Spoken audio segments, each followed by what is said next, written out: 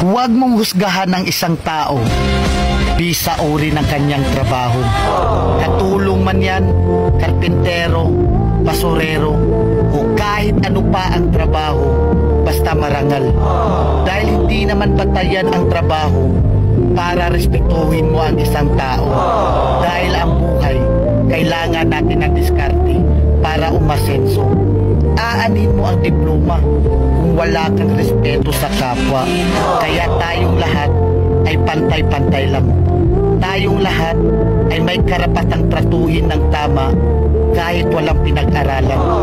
Tandaan natin, kahit ano pang kurso ang natapos mo, kahit ano pang diploma ang hawak mo, kahit mayaman o mahirap ka lang, lahat tayo kapag namatay, iisa lang ang titulong diplomang nakaukit sa lapida natin. Rest and peace.